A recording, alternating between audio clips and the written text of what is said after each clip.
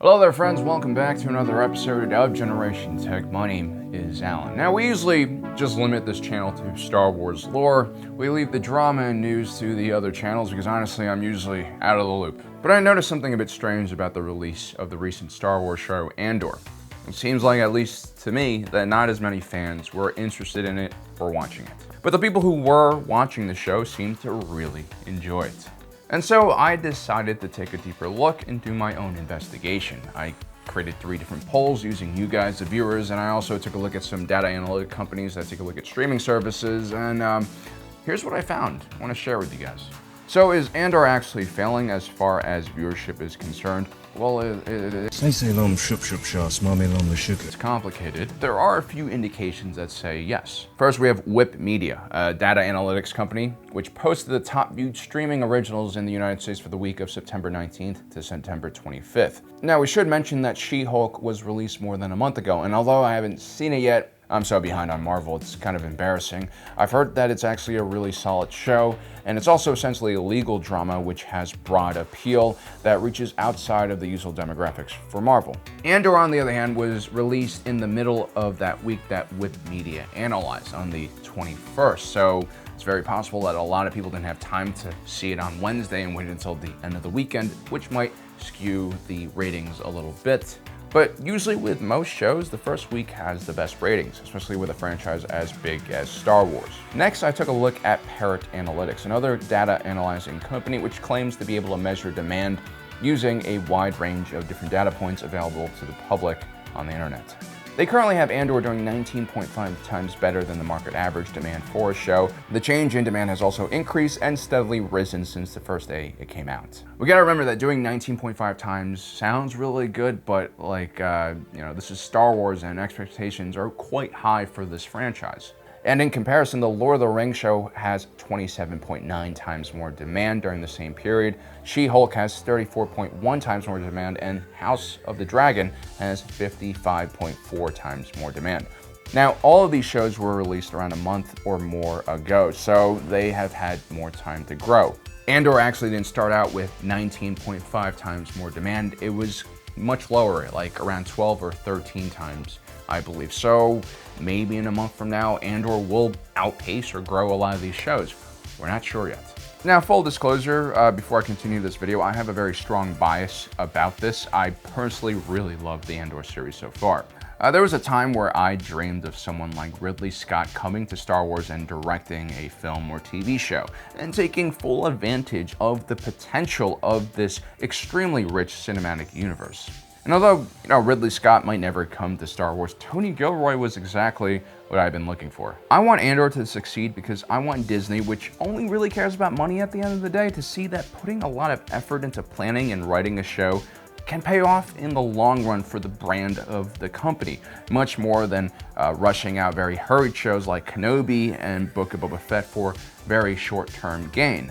This is not to hate on people who liked Kenobi and Book of Boba Fett. I actually didn't think they were as terrible as a lot of people think they are, but they clearly were rushed from a production point of view. We'll talk more about this in another video, I think. I have a lot of thoughts about that as well. But Andor clearly took a much, much longer time to write, produce, and shoot.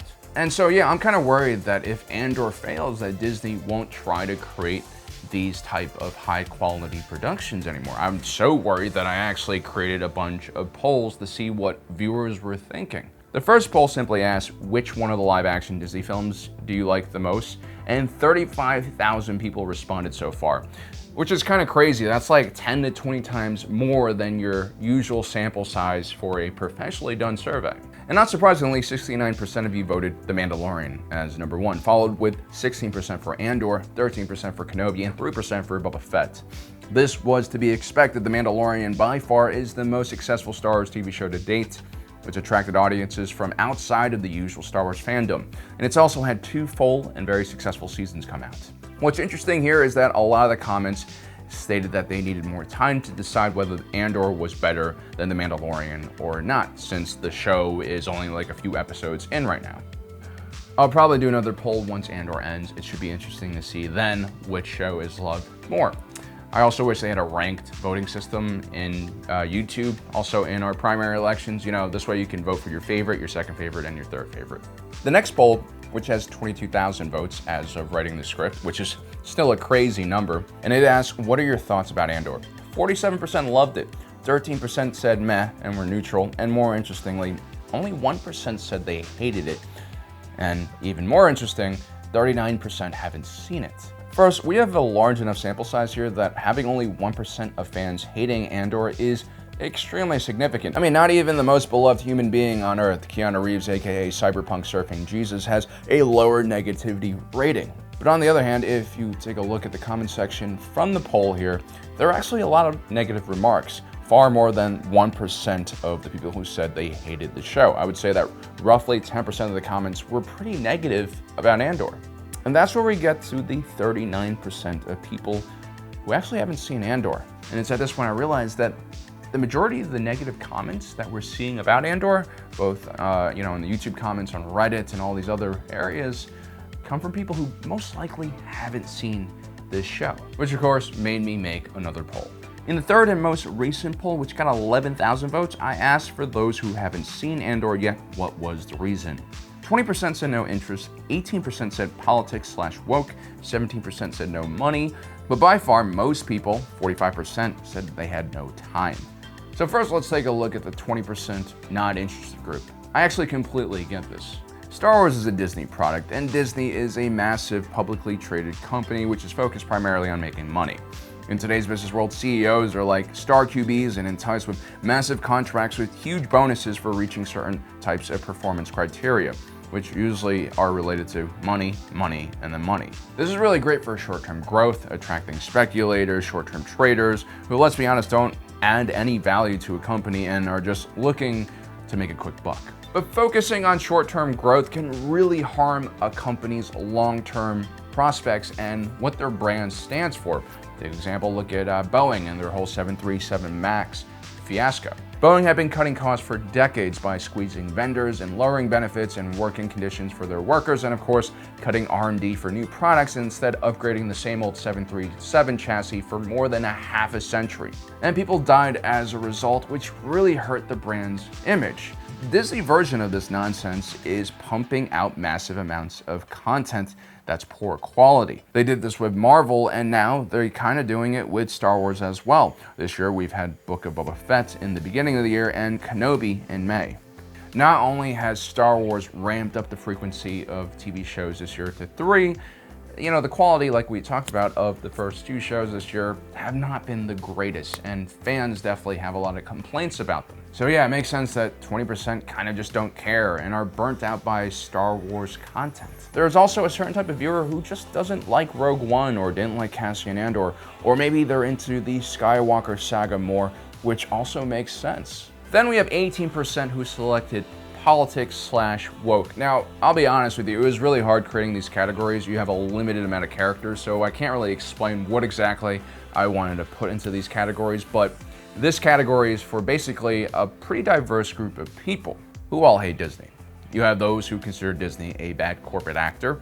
There have been the controversy surrounding Mulan and Disney's kowtowing to the Chinese regime, and even thanking the local administration in Xinjiang that is literally running re-education camps for Uyghurs. In their defense, Disney isn't imprisoning people themselves. They're just trying to enter the Chinese market, and you have to play by the government's rules. And, again, Disney only cares about making money and satisfying their shareholders. And, while it's not a good look in the short term, in the long run, it probably won't matter, unfortunately. Just ask Volkswagen, Hugo Boss, and Dior. They're all doing very well. Then there is a subset within that group that states that Disney is run by a bunch of woke, progressive lefties. I would argue that that's completely not true. I think Disney is actually run by ruthless corpos who are trying to brand themselves on issues they really don't care about at all. But here's the thing, guys. Most actors, directors, creatives, and artists are going to be more progressive and left-leaning. George Lucas is actually a super woke individual, and Star Wars has always been very progressive. That's the point of art and film. The people attracted to these professions are always going to be a little ahead of the current political and social climate. It's called progress, and throughout human history, there's always been progress. I mean, don't think in decades, guys. Think in centuries, and then you'll see what I mean. I know a lot of people think they're very conservative, but like go back 200 to 300 years ago and you'll see what conservative actually really means, and they'll most likely take you and tie you up to a stake and burn you for being a witch or a warlock or a blasphemer. I mean, you gotta take a larger look at history as a whole. But I digress. Yes, a lot of Hollywood is super cringe and elitist, and a lot of these people are honestly out of their minds and super extreme in their politics. Creative work isn't exactly the healthiest profession, mentally speaking, and yeah, I used to work in production, and a lot of these people are extremely fragile, sensitive, and you know, their egos are usually out of control. But if you think about it, those are the exact personality traits you want in an actor. They're literally pretending to be something they're not, and while there have been great conservative actors and actresses in the history of Hollywood, it's usually quite rare. But that's how it's always been. It's just that in the past, these actors and actresses didn't have social media, and so we couldn't actually see what they were like without the cameras, lighting, makeup, and more importantly, good writing. I used to also work in the news, and a lot of times I would do red carpet events, and I've met a lot of my favorite actors and actresses, and man, it is so disappointing. You see, when you meet them in real life, you realize that they're real people. A lot of them are very flawed people, and a lot of them are like below average types of people. They're not nearly as intelligent as the crazy characters they play on screen. And so the most important thing I want to get across to you guys who selected politics woke, what an actor and actress thinks about politics should not matter at all, or at least it should matter as much as it does with any random person you meet on the street. And more importantly, acting and directing is a profession. It's actually a job that's very necessary in our stressful world. I really don't care if an actor is really woke or really progressive or stupid, as long as they're not eating people and, I don't know, going around and punching old women who aren't secretly witches. I don't really care as long as they're good at acting. I mean, do you really care if your auto mechanic has different political views from you? No, you care if they're good at fixing cars and not ripping you off.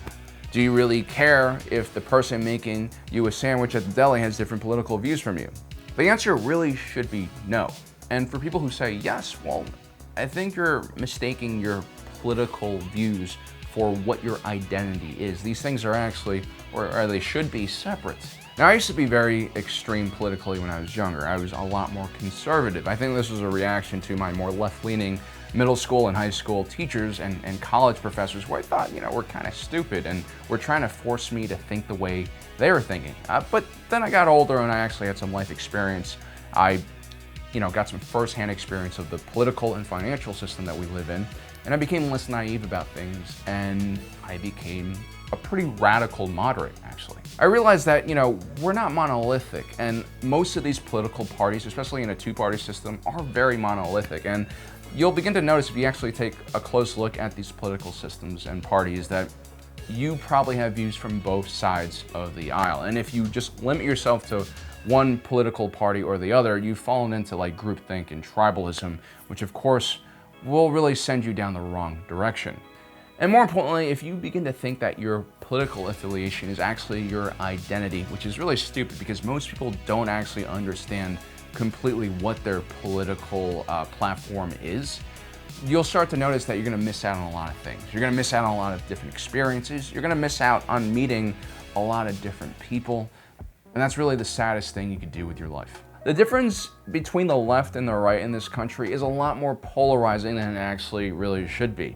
I mean, generally speaking, we're talking about a few issues where you might disagree with the other side with, but generally speaking, we're all human beings and we all have a lot more things in common than we have in disagreement. It's really up to you to decide to pursue the differences or pursue the commonalities. I think the latter can really make for a better experience in life. And that's because in my experience, the majority of people are worth meeting and they're very kind and agreeable and looking for meaningful connections with each other. Unfortunately, there is a small percentage of psychopaths who are trying really hard to turn us against each other. A lot of them are politicians, they work in the news, a lot of them are YouTubers and TikTokers and Instagrammers, and they're trying to sell all sorts of scams like Bitcoin, solar panels, what's the other thing? Oh yeah, real estate investment strategies in this freaking housing market with the way mortgages are going. Guys, never take financial advice from social media people. Please don't do it. Sorry about that tangent. I really hate identity politics, culture war, populism, scammers. I think there are some really big fundamental issues in this country And we're no longer discussing policy anymore about how we can fix them. We're discussing like what our identity is. And like, it used to just be the left, now the right are into it, and it's exhausting and nauseating for me. But let's continue. 17% of viewers responded that they couldn't watch Andor because of money issues, which actually makes a lot of sense. Even though wages have increased in the last year for especially lower income and mid-income families, inflation is clearly outpacing everything, and there's also rising fuel costs, especially after Russia totally didn't blow up those pipelines. And that will obviously increase the cost of everything from food and every good that needs to be placed on a truck, plane, or boat.